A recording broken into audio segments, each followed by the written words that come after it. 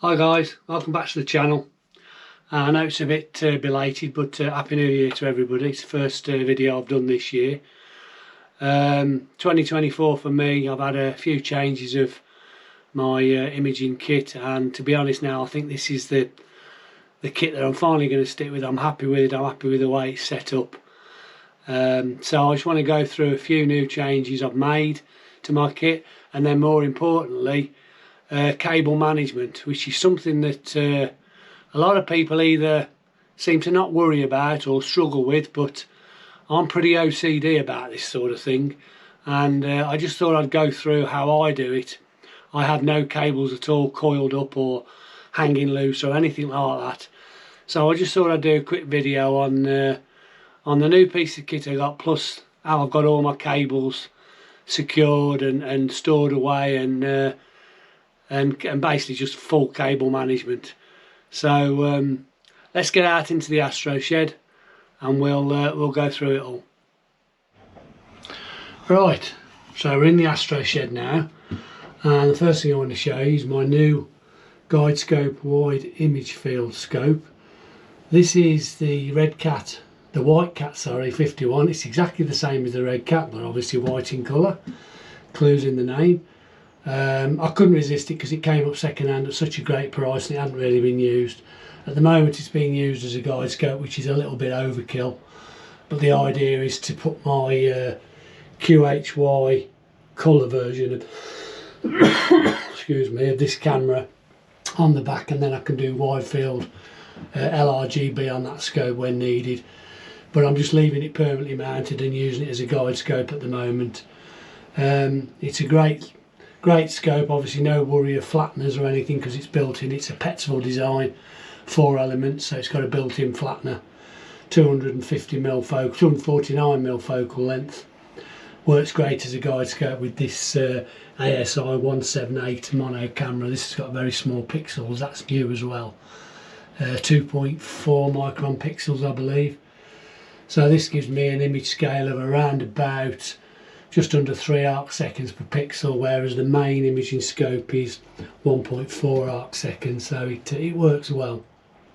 So that's the first thing I've changed. Second thing I've changed, which you can't see in there, I've changed my filters from the Optolong 6.5nm now to the Optolong 3nm, and I've had a couple of sessions with those just trying them out, and they seem, well, a big improvement to be honest. I live in a Bortle sort of 6-7 zone, and they do seem to work really well. So those are two, and the third one is I've bought the new Deep Sky Dad flex panel for this, which I've done a review video on. It's now all fitted to the scope and working extremely well. I've had to have it fitted with the motor, the servo at the side, because if I'd have had it underneath, the panel would have fouled. The panel itself would have fouled on here when it was open. So I chose to have it on that side because of the weight of it counterbalances the weight of the focus motor, and it more or less leaves it exactly the same weight. So yeah, so those are the new parts I've had on the scope. So now let's get to the cable management. So we'll start at the top. So the flats panel has a power cable, 12 volt, and a USB cable. They come down and they also join up with the dew strap cable here. Now these cables, this one was made, the power cable was made, it was cut down so that it just comes all the way down and round the other side and into the power, which I'll go around and show you in a minute. The USB comes all the way down and into a USB port. I managed to source a 70cm cable, which was exactly the right length. The dew strap cable I cut down to make the right length as well. So they all just feed nicely down through these rubber grommets, which are great by the way, really useful for securing cables. You can get them in that'll take 5 cables, 4, 3, 2 or 1, and they're really useful. And then the USB 3 cable from the guide camera, a right angle cable. I do like to use those where I can, again keeps it neater. A 50cm cable down and straight into the USB hub here, So that's this side. As you can see, there's no coiled up cables. So if I now just go around the other side, in fact we'll change the angle of the scope to make it a bit easier. Move it around like that. So yeah, so the dew strap and the power cable from the flats panel on the other side just come round, they come through under here, through again one of these rubber grommets and into the power ports and the dew port here. And then on this side of the scope, the only cable that is coiled up is the dew strap for this scope, and that's because I will use this on a different mount where that cable needs to be longer.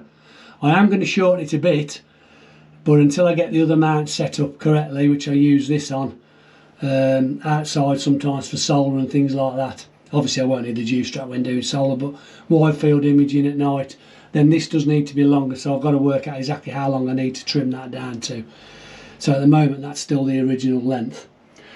Then you've got the focus motor cable, which was just made, and it's just a very short one, goes straight from the focus motor straight into the controller.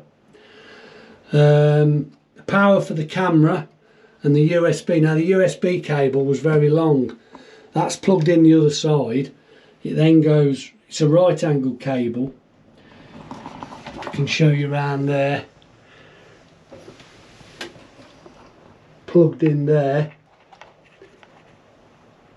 you can see it there, plugged in right angle, and it goes round the back through this gap here all the way round, and then it's clipped with a cable tied to there along with the power cable, and then they route around, just a slight loop there because obviously you need to be able to move because of the focus are moving in and out, and then it's secured up here and into the back of the camera with the cable that goes from the camera to the filter wheel.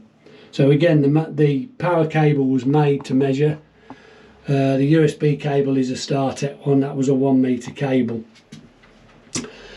There's no cables at all on this rig coming down from the kit at all. It's completely, no cables hanging down at all. Everything is combined within the actual rig itself. And that's because with having a SEM70 mount, and you can have through the mount cabling, the only two cables you need to go to this rig is a USB for the Pegasus power box and a power adapter for that.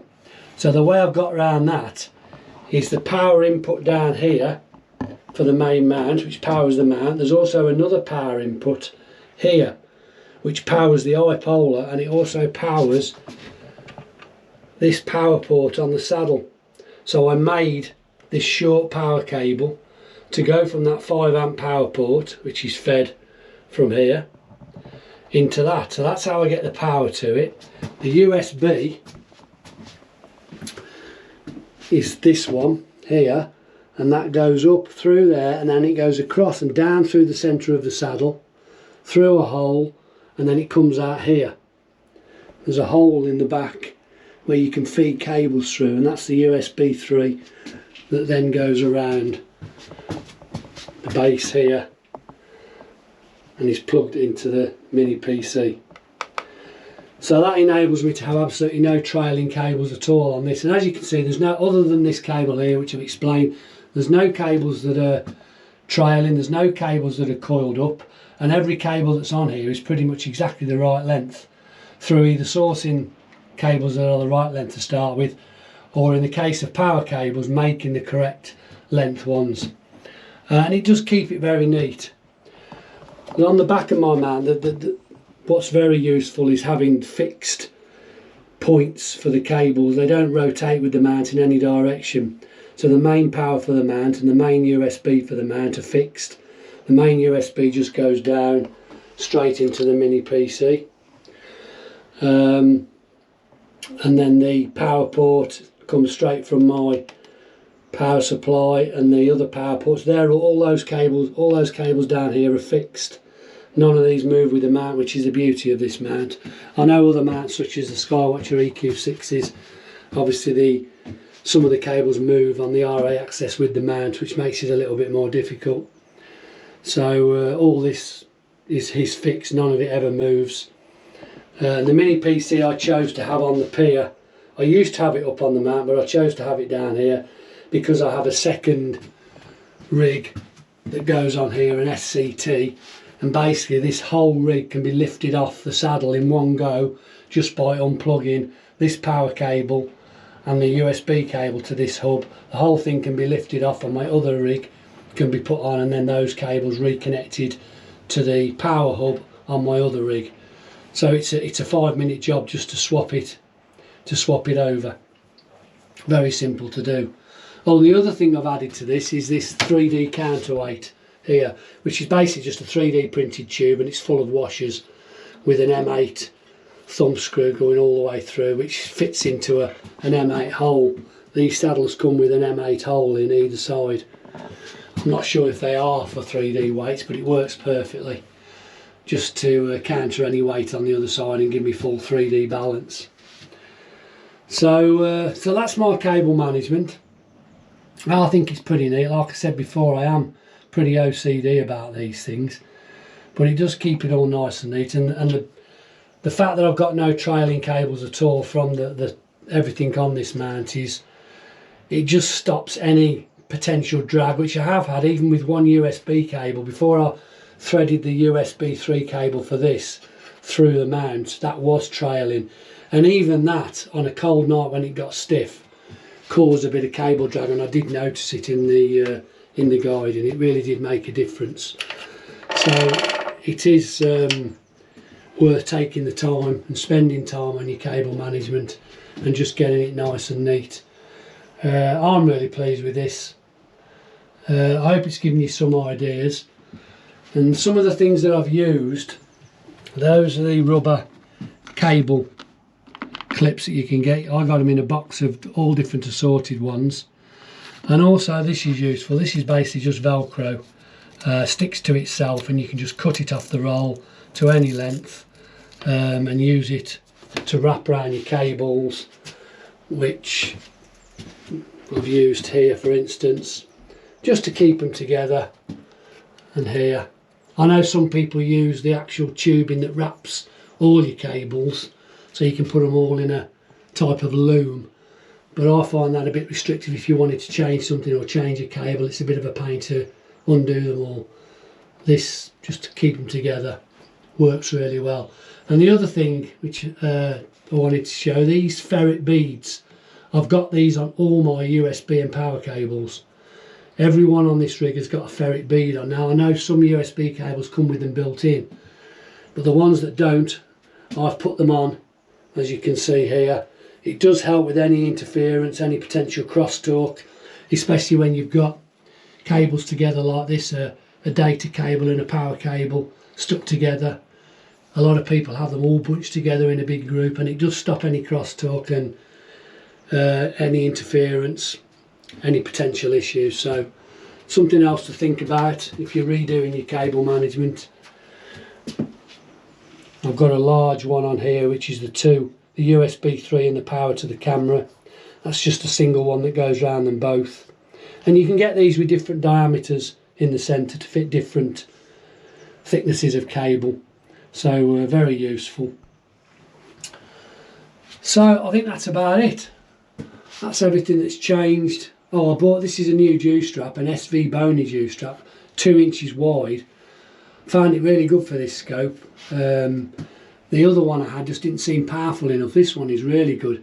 It comes with its own three power settings connector, and I didn't use that. I've just put it straight into my power box, so it's controlled by software. But it's quite powerful, and it's for this scope that's got such a large dew shield, and the dew shield has got quite a gap between it and the tube. It allows the more heat to get through, and actually does help.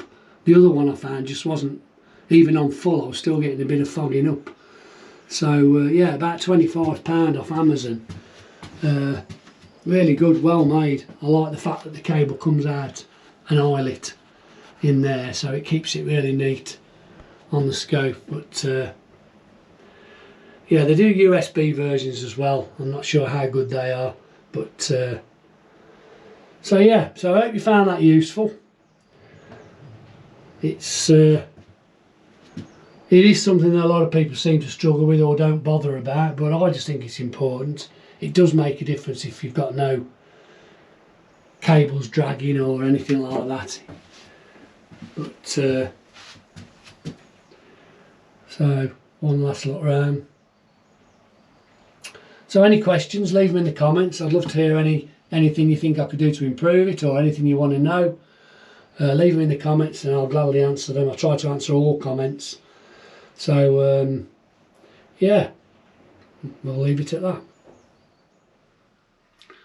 So there we go. So I hope you found that useful. If you did, think about giving me a thumbs up, and if you get the urge, even a subscription would be really appreciated. And on that note, I just want to say I did hit 500 subscribers just after the new year, which I know isn't a lot compared to some channels, but I am fairly new and I do really appreciate it. You know, the fact that there's 500 people out there that have taken the time to subscribe, and thousands more that have actually watched the videos. It is really appreciated, so thanks very much. So until the next video, thanks for watching, and clear skies.